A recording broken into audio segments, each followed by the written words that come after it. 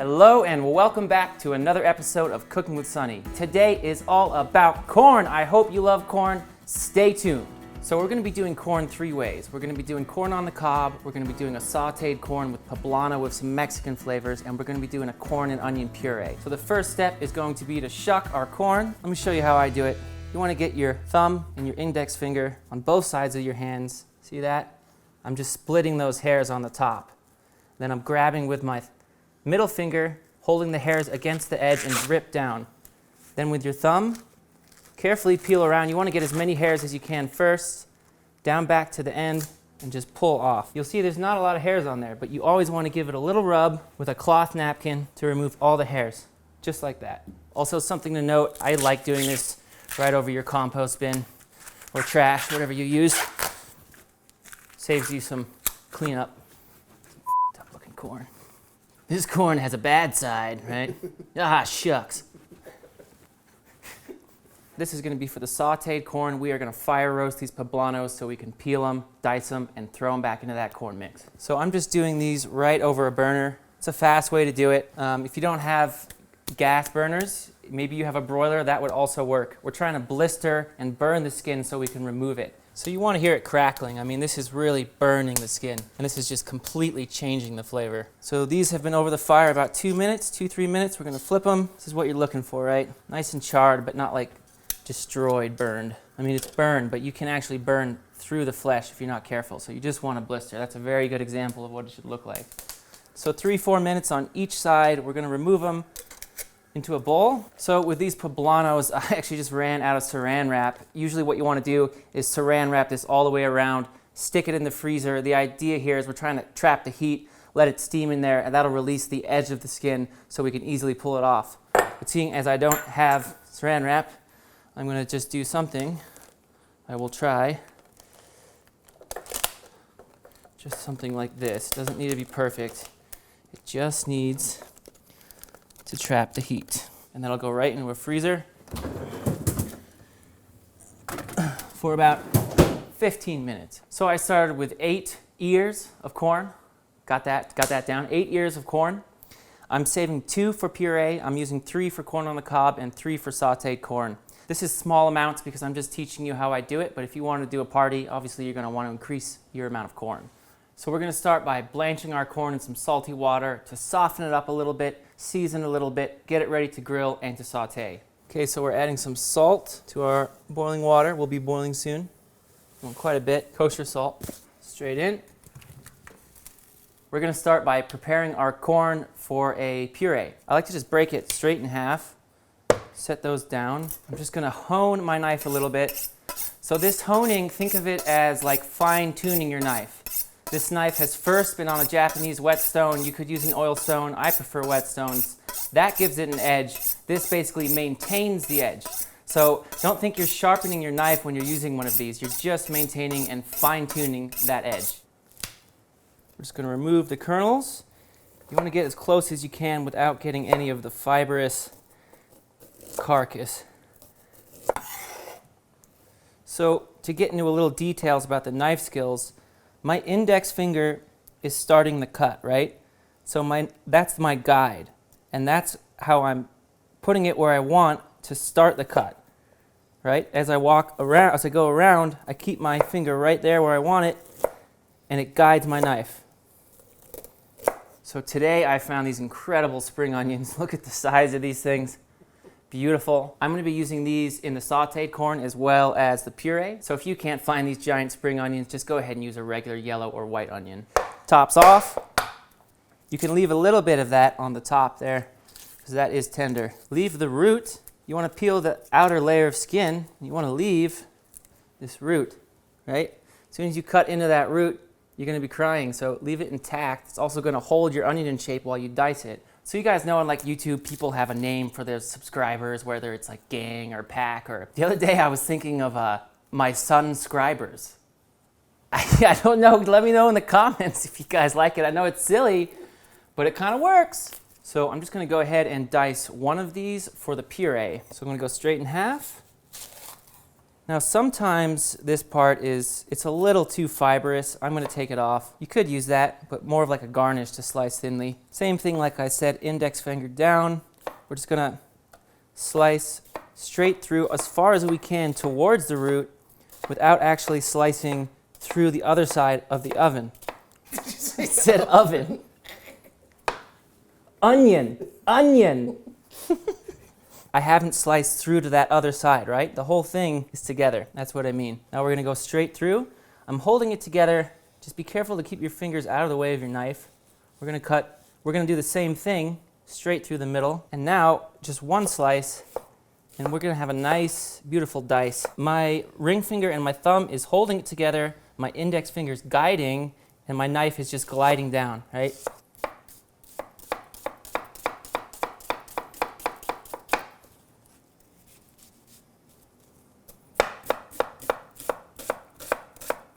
So it's been about 8 minutes. I'm going to go ahead and pull this corn because it is going to get cooked again. It's now slightly softened, the color is nicer, and it's slightly seasoned. So for the puree, I'm just melting some unsalted butter over low heat in a medium heavy-duty kind of saucepan. So we're going to go ahead and start sweating down our spring onions.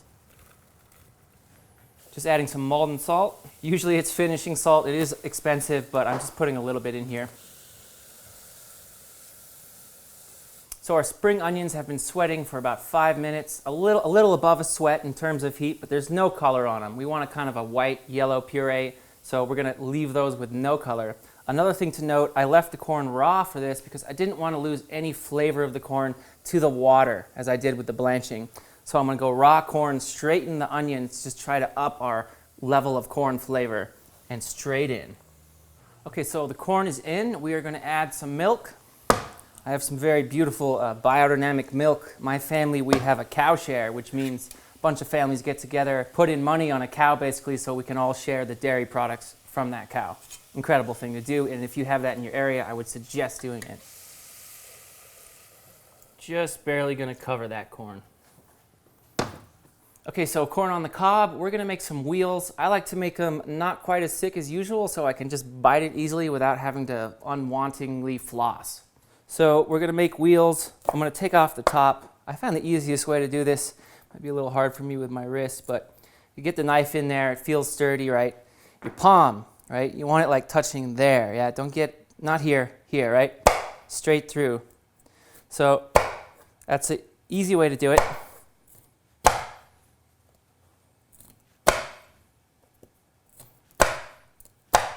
I'm just going to oil these little corn wheels just a little bit, just so they don't dry out when they hit the grill pan.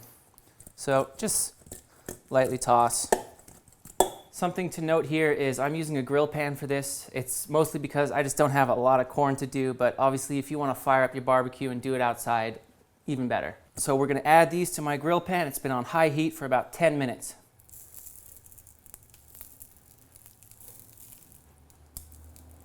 Have you guys ever been to an Iowa State Fair? It's more like a carnival. So I wanted to show you a little trick about corn for taking it off the cob, and it really works. So we have a damp paper towel down in the bottom of this big bowl. You got to get creative. This is my KitchenAid bowl, but you could use whatever bowl you have, right? Upside down, straight down. Another damp piece of napkin, cob down. And you can do the whole thing when you do it like this, because it can be a very messy process, right? Look at that, like one piece, guys. Come on. This is just wonderful. Oh, wonderful. Any chefs out there would agree, right? I mean, it's a beautiful thing. And so when you're done, just get your bowl out. They'll shake right off this paper towel, right? Out. And then you have all your corn. And notice I did not spill one piece. So we're just gonna begin turning these. You know, we're looking for char, right? Be careful, obviously. What did baby corn say to mom corn? Where is popcorn? Okay, so I've had these in the grill pan about 10-12 minutes. They're charred, but they're not dry. You know when you get an over-grilled piece of corn and it's like the worst flossing experience you'll ever have, right? So just, I wouldn't do it too long. We're gonna remove them. onto a plate. Now for me, the butter, just douse them, cover them in butter. Just do it all the way around, right? Take your time. It would be a shame not to do this. I'm sure all you Americans will agree with me. So while they're still hot, we're gonna season them right with that Maldon salt, that finishing salt. Turn them as you go, so you get the seasoning all the way around. So remember, they got that first little penetration of seasoning in the salty blanching water. Now we're using the finishing salt just to give it the final touch. We're gonna dust these with some beautiful pimenton, as always. Love this brand. I'll drop a link for anyone who's interested. And we're just gonna give them a nice little dusting on one side, keep everybody happy. This is just gonna add a beautiful smokiness to the corn. When that pimenton is hitting that hot corn, you just get this wonderful aroma. It's a nice touch. So my poblanos have been in the freezer for about 15 minutes. That should be plenty of time to create that steam we talked about to release the skin. You're gonna see a lot of people roast either bell peppers or poblanos or chilies and wash them. When you do that, I know it's convenient, but you wash away a ton of flavor. So try to avoid doing that if you can. So I'm just gonna begin to peel these back into the bowl. Skin's coming off quite easily. You know, and even to have some little burnt skin pieces in there can be a nice look. So for me, that's good enough. So now we want to remove the seeds. I've opened it up. We're going to take off the very top, and I just take my knife. I'm going to scrape out some of that white membrane and the seeds. So sometimes it's hard to cut through the skin if you're just cutting normally. One good way to do this is to go for a heavy angle using the tip of your knife. The very tip is going to slice through the skin. So use one of your knuckles to guide it and just start pulling through. Heavy angle. Because I mean, is there anything worse when you're slicing a bell pepper and it stays together like some kind of origami piece? No bueno. Also, something to note, guys, I usually like to chop like this, but it really hurts my wrists at the moment, so I'm going for corn-sized pieces here. I always like to taste the poblano. They can vary in degrees of heat. This one's pretty spicy, but I like it. Something else to note with this poblano, the roasted poblano, make a compound butter with that, some lime juice, some cilantro, some garlic. Oh my God, put that on your corn on the cob right when it comes off the grill. Heaven. We're gonna put it straight into our blanched corn. So now we're moving on to sauteed corn, and we're gonna be using the mandolin to slice these beautiful spring onions, and we're gonna start by sauteing those and then adding the corn and poblano. Something to note here, we did talk a little earlier in the video about how the well, what do you want to call it? Poison eye juice is what's coming to mind right now. So we're just gonna go ahead and start slicing these pretty thin on our mandolin. Always check to see your thickness. I like it. Right? I'm going to stick with that.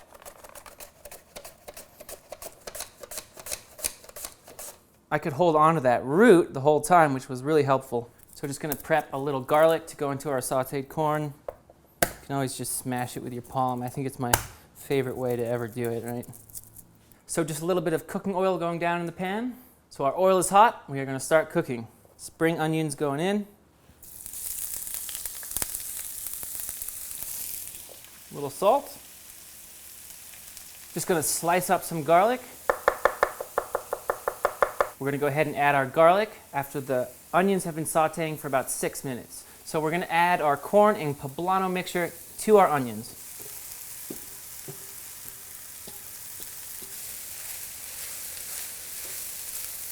I'm just going to go ahead and prepare some cilantro. That's going to go last minute into our corn. So I tried to roll these up like a cigar. They're compressed against themselves. This is going to help you get a really nice slice just once through. So I'm going to add some lime juice last minute just to finish it off. We got a lot of fat in there. We're going to add some acidity to balance it out. Straight in. Heat off. Cilantro in. The smells coming out off of this is wonderful. Let's give it a final taste for seasoning. A little more salt. Sauteed corn, done.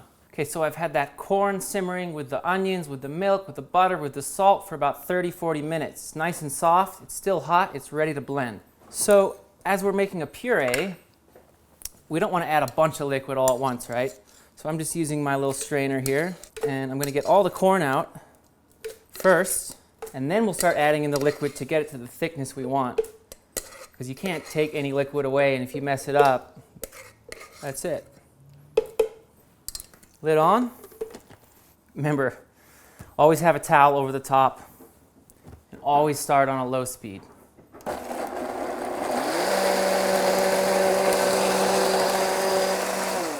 Corn has been blending for about 2 or 3 minutes. It looks like it's ready to pass through a sieve. Nice and thick, and just with the back of the spoon pressed against the bottom in a circular motion, push it through. For you current subscribers out there, you'll notice that this kind of method is very similar to what we used in the silky corn soup video. It's similar, it's just a lot thicker, right? And with that addition of a bunch of milk. So if you wanted to use this puree as like the bottom of a main dish, something that's not just related to corn, like you wanted to serve it with a piece of fish, chicken, back of the spoon, pull through the puree, get it out, down, spoon in. You can make a nice little design or whatever you want. Okay, so we're gonna go ahead and begin to plate our corn 3 ways. First, we're starting with the puree, going down. I'm gonna start with a circle. I'm just pulling it in the middle, and that's it. Back of the spoon, bring it out. See how good of a circle you can make, right? Sauteed corn, down. Corn wheels, right in the middle. Corn 3 ways. It looks wonderful. Coming in for a taste. Gonna start with the puree.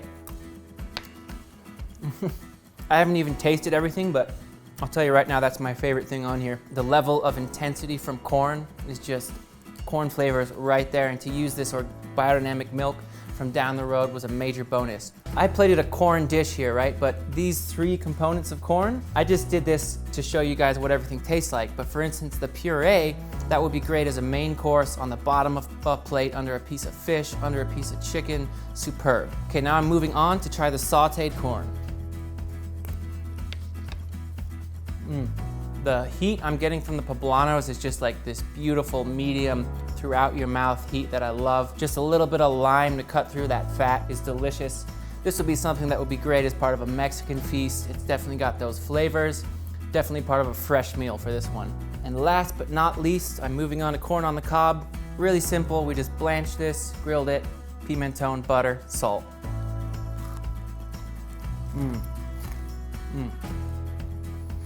There's a reason people love it. It's fun to eat, right? And to have that smoky pimenton on top to set it off, as well as to get that beautiful color. Awesome. That is it for today, my friends. If you enjoyed the video, do not forget to like and subscribe, and I shall see you next week.